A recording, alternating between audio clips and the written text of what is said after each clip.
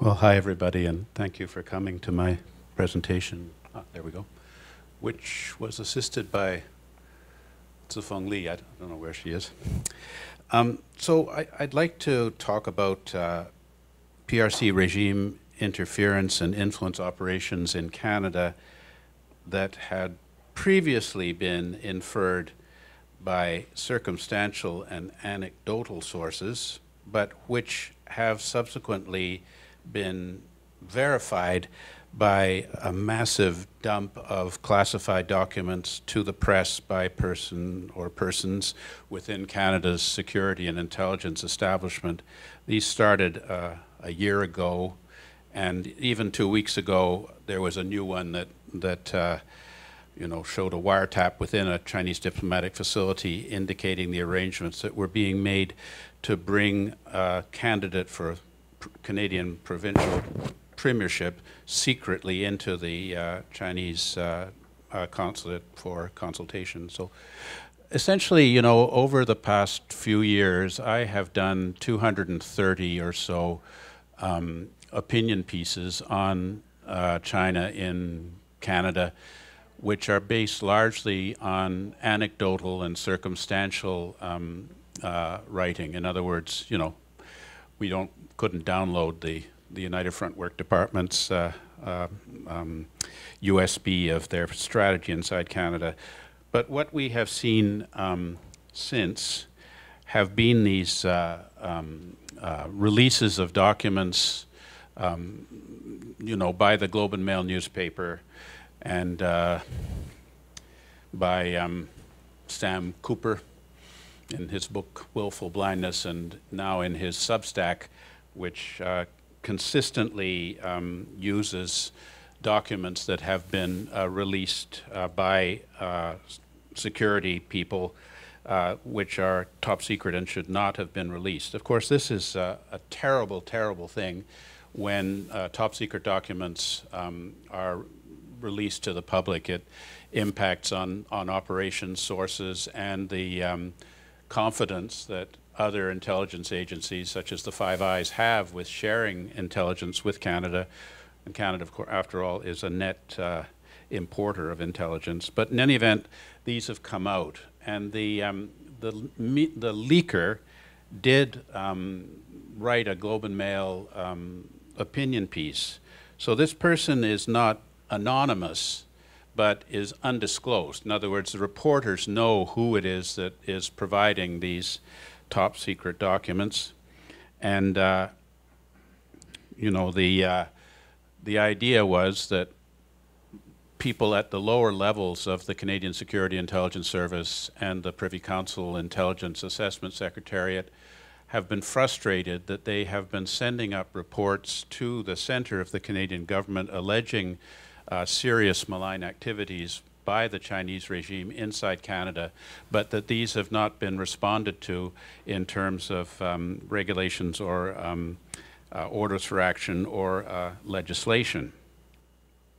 So they felt that they were desperate to get the attention of the public to the very serious concerns we have over the very intense engagement by China in Canada. So if you look at what the documents have exposed so far, and I can't talk about everything, but let me give you a selection of a few things. For example, the secret reports reveal that China targeted Prime Minister Justin Trudeau in a foreign influence operation after he became the Liberal leader in 2013.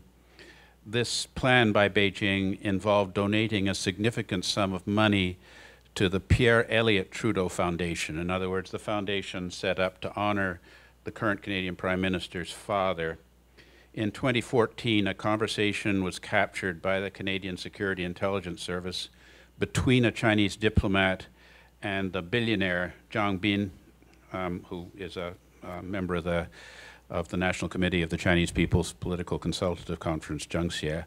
And in that conversation, the diplomat instructed Mr. Zhang to donate $1 million to the Trudeau Foundation, with the assurance that the Chinese government would repay him. So what was thought as a donation by someone who admired Pierre Elliott Trudeau turns out to have been a donation from a foreign government. Through monitoring of the Chinese consulate in Vancouver, the Canadian Security Intelligence Service learned that the Beijing headquarters of the party's United Front Work Department determines the leaders of more than 130 Canadian Alliance of Chinese Associations groups. So they are not spontaneously arising, but these groups have their leadership actually vetted by Beijing, by the Chinese Communist Party. Another one, Beijing was reported to have funneled illegal funds to at least 11 federal candidates running in the 2019 election. This prompted the Canadian intelligence officials to notify Prime Minister Justin Trudeau, but nothing was done. Most of those candidates were running for the opposition Conservatives. Monitoring of Chinese diplomatic facilities in Canada revealed that Chinese diplomats schemed to support the re-election of Justin Trudeau's Liberals and worked to defeat Conservative politicians considered to be unfriendly to Beijing. The tactics they employed included disinformation campaigns, cash donations without declaration. They had a scheme of kickbacks where people would give the maximum allowable for an individual political donation, and then the Chinese government would reimburse the portion of the donation that was not deductible from personal income tax. Presumably, the monies were transferred through the police stations. So they used international Chinese students in Canada as campaign volunteers for the preferred Liberal candidates. The operation is reported to have been successful in moderating the Conservative Party's stance towards China because, you know, if you say things that the Chinese embassy doesn't like, then they mobilize elements to try and defeat your candidates. According to Michelle Juno Katsuya, a former head of the Canadian Security Intelligence Service's Asia-Pacific desk, the Chinese have successfully scared and bullied the Conservatives. Two separate Privy Council Office Intelligence Assessment Secretariat reports state that Vincent Ke, a progressive Conservative member of the Ontario legislature, acted as a financial intermediary in Chinese Communist Party interference schemes. This was about reimbursing those campaign donations. A 2021 intelligence report revealed that operating in Canada under diplomatic cover, Zhao Wei, a People's Republic of China Ministry of State Security agent, had targeted the family in Hong Kong of the Conservative Party Foreign Affairs Shadow Minister Michael Chong. Subsequently, two other Canadian members of Parliament were revealed to have been the targets of PRC operations to intimidate their families to try and pressure these members of Parliament in their voting behavior. In February 2021, Liberal MP Han Dong privately suggested to a Chinese diplomat that China should wait until after the 2021 Canadian general election to release Michael Kovrig and Michael's favor. This was to decrease the chances of the Conservative Party winning against the Liberal government. As you probably know, Kovrig and Spavor were victims of hostage diplomacy intended to coerce Canada into releasing the detained Huawei executive Meng Wanzhou. And in fact, this is what happened. They were not released until after the election. China instructed its consulates and visa offices to alert Beijing to prominent and influential Canadians planning to visit China. The documents reveal that Canadian politicians, officials, and business executives are prime targets of Chinese government espionage that employs blackmail, bribery, and sexual seduction. The document is quite detailed with color coding of what particular approach would be used under what circumstances. And the Chinese Ministry of State Security had even enlisted the Bank of China in its foreign influence operations. So this was part of a broad Chinese strategy to interfere in Canada's democracy and gain influence over politicians, corporate executives, academics, and vulnerable Chinese Canadians. The overall goal is to obtain political, economic, scientific, and military intelligence and neutralize or co-opt Canadian critics of Chinese policies, including the repression of Uyghurs and Tibetans, the crackdown on free speech and democracy in Hong Kong, and the PRC's designs on Taiwan here. The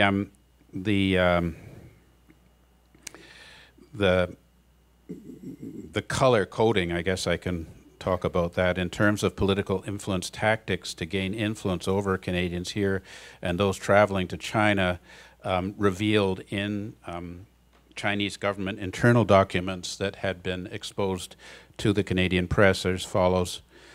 Blue refers to sophisticated cyber attacks on the target's computers, smartphones, and hotel rooms for possible blackmail.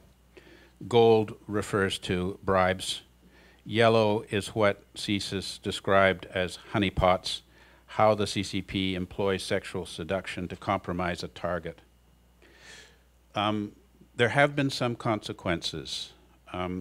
First of all, Zhao Wei was declared persona non grata. This is the Ministry of State Security agent who was seeking information about the family of the Conservative Party foreign affairs critic who has family in China.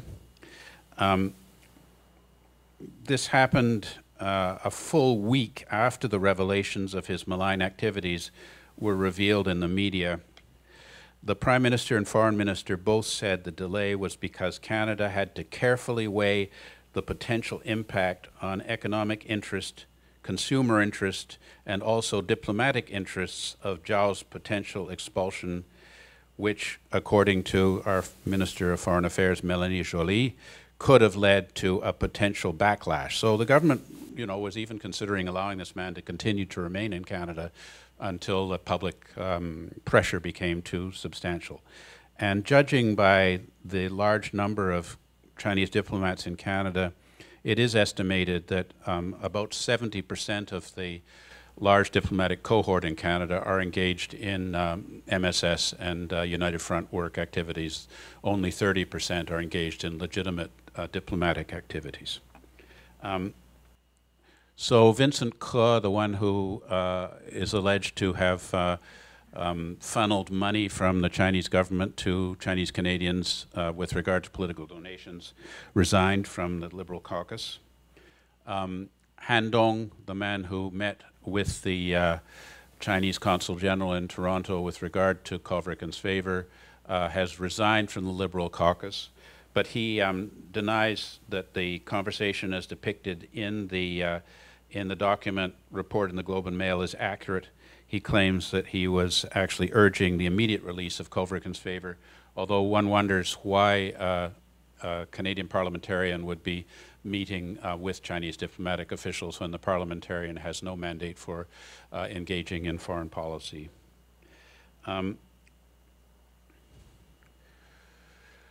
So you can see here that initially the government opposed the idea of a public inquiry into Chinese election interference, and the government opposes Canada initiating legislation comparable to Australia's Foreign Influence Transparency Scheme Act or the US Foreign Agents Registry Act. This senator of the Canadian Senate is currently starting a fundraising campaign so that the newspapers that publish these things can be sued. I was sued myself.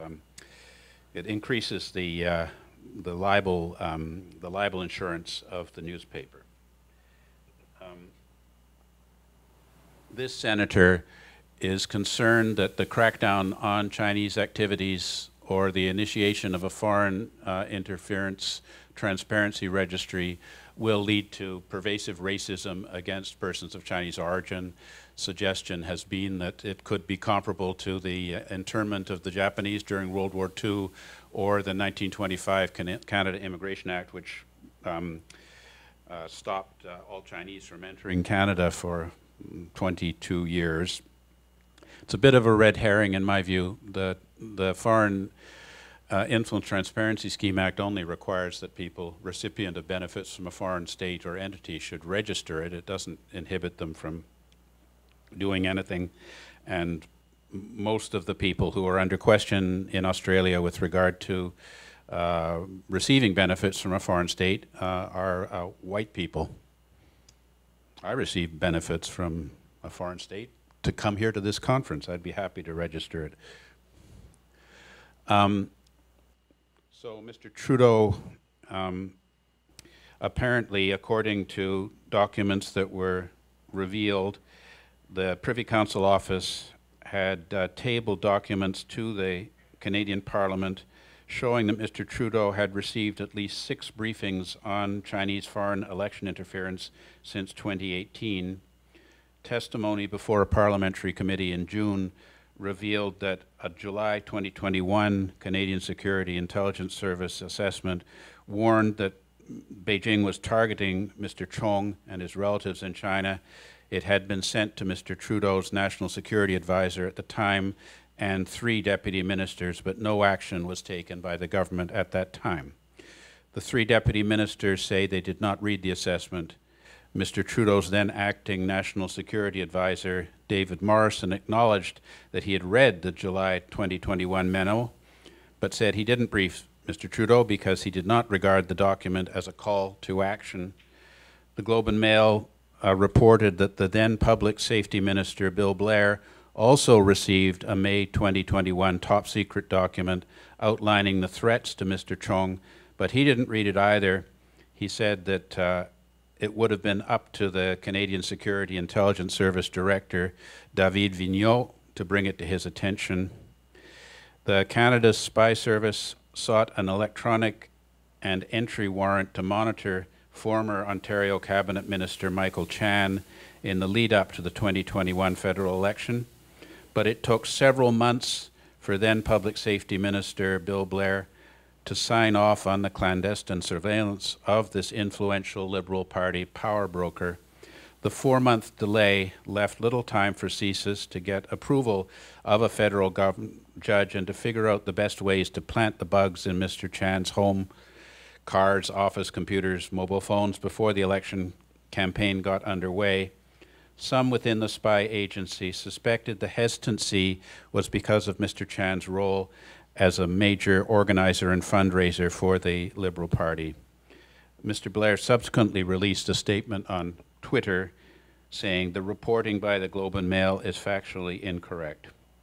3 votes in the House of Commons to set up a foreign interference inquiry to look into all this passed with majority votes, but Mr. Trudeau refused to set up the inquiry, but appointed former Governor General David Johnston, who has been described as a ski buddy, cottage neighbor, family friend, and a member of the Beijing-financed Trudeau Foundation, as something called a special rapporteur to look into this matter. Special rapporteur is not a government function that had previously existed in the Canadian system. As you know, it's a UN type of language.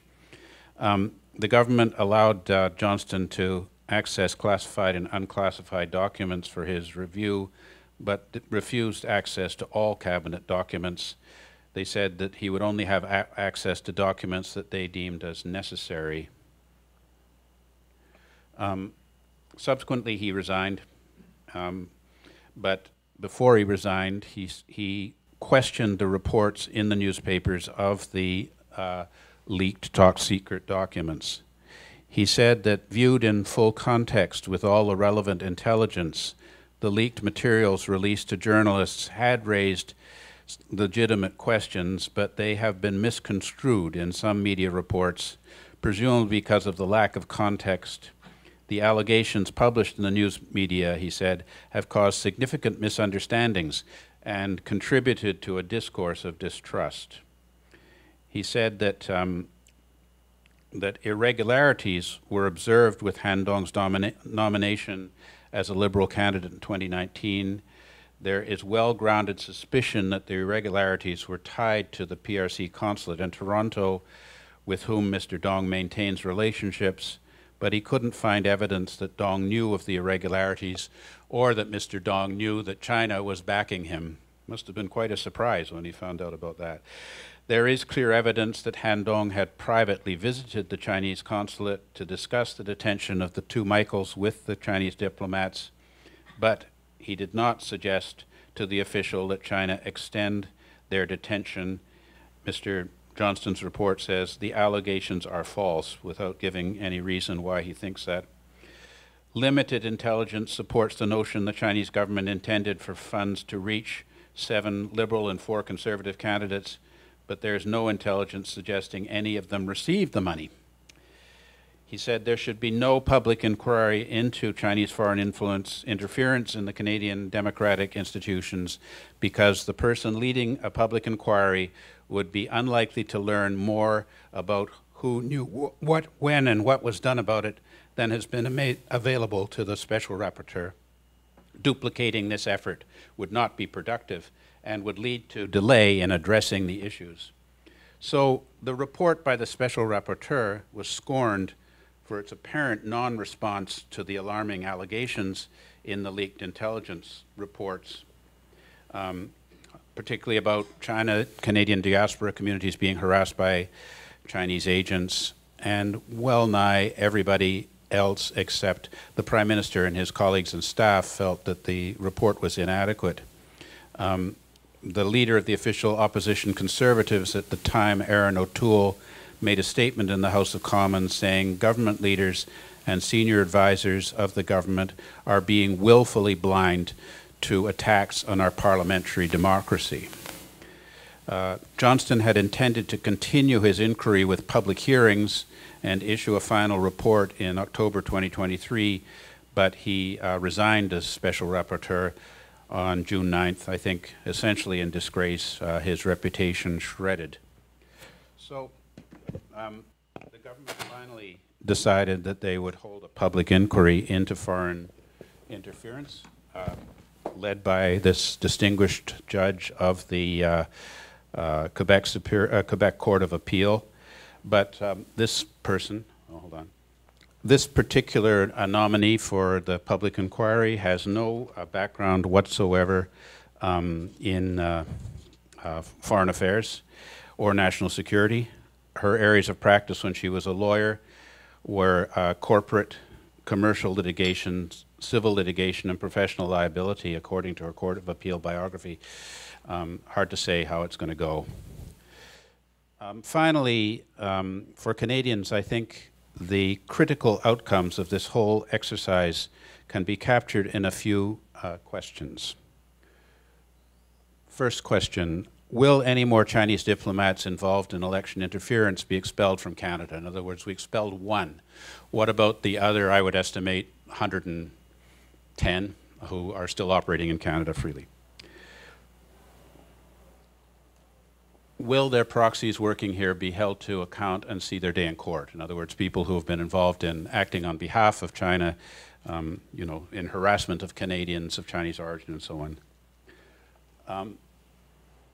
Will Canada get an effective foreign influence transparency registry to gain insight around persons of influence in the Canadian democracy who have conflicts of interest because they've received benefits from a foreign state or its representatives?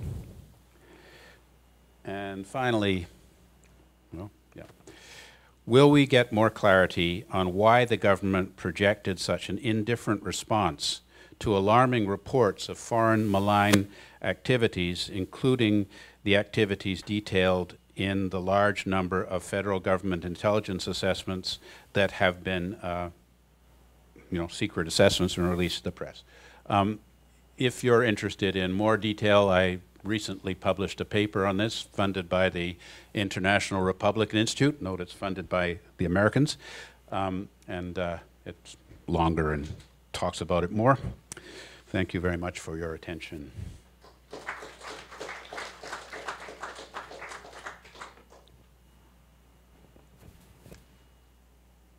Any question by anybody?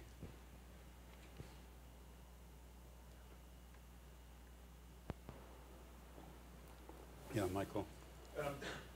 Oh, thank you. Curious if you have thoughts on how the situation in Canada compares to other Western democracies. Is it particularly bad in Canada, or is this happening elsewhere to a similar extent, and it just hasn't been uncovered? I think it's bad in Canada if you just look at the basic statistic of how many Chinese diplomats are in Canada compared to the Canadian population. We don't have that many fewer than the United States. And if you compare the statistics against the representation of comparable countries, you see a lot more Chinese diplomats. So in Canada, we have about 176 Chinese diplomats operating compared to 46 for Japan, 35 for India, and I think 200 and some for the United States, but a lot of those US diplomats are involved in NATO commitment, military. So, you know, it's an awful lot of people on the ground. And if you look, for example, at the rank of the Chinese Consul General in Vancouver, that person has a much higher rank in the Chinese Foreign Ministry than one would expect for someone who has been posted to a relatively unimportant world city.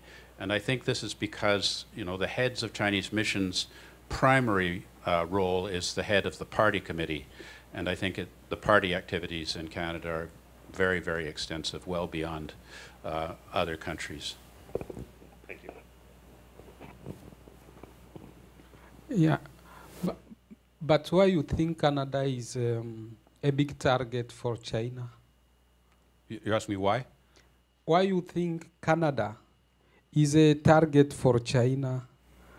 Because we're very close to the United States, and the Canadian government has a consistent policy of trying to diversify our influence from the United States by increasing our trade and other relations with China historically.